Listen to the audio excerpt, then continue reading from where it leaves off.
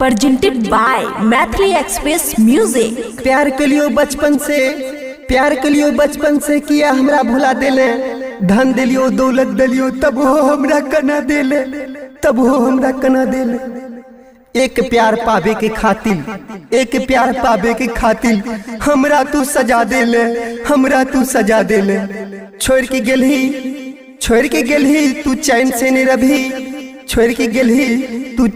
रभी, जब याद आवेगे तोरा मिले तू अभी जो अब कर ली कोन बहाना दिल तेरे के जाय छी। Music by Guddu Raj। अब कर ली कोन बहाना। खुशी रिकॉर्डिंग स्टूडियो बलुआहा। छोड़ के जाय छी गम नहीं छै गे, मिल खातिर दम नहीं छै गे। छोड़ के जाय छी गम नहीं छै गे, मिल खातिर दम नहीं छै गे।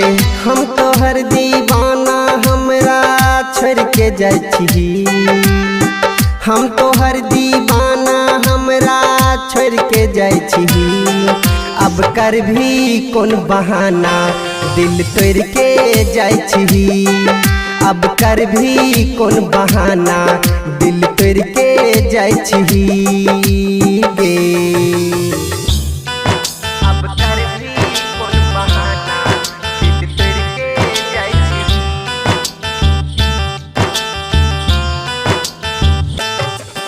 अब कर ली कोन बहाना दिल तेरे के जाय छी।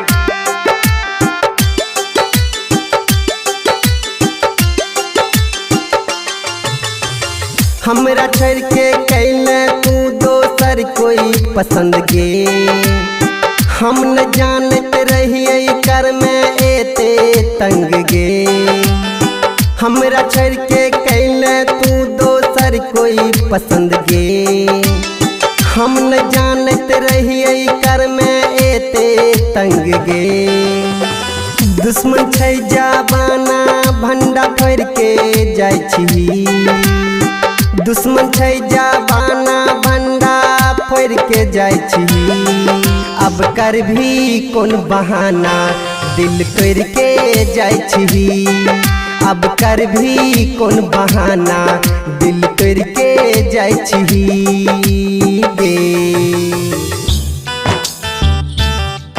अब कर ली कोन बहाना दिल तेरे के जाय छी।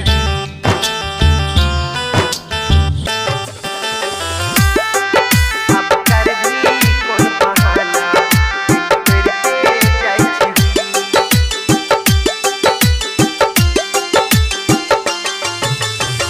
एते जल्दी बदल गेले तू के नारान गे। ललित कहै छौ देने जो एगो निशान गे। एते जल्दी बदल गेले तू के नारान गे। ललित कहै छौ देने जो एगो निशान गे। मौसम छै सुहाना भंडा फोड़ के जाय छी, मौसम छै सुहाना मुँह मर के जाय छी।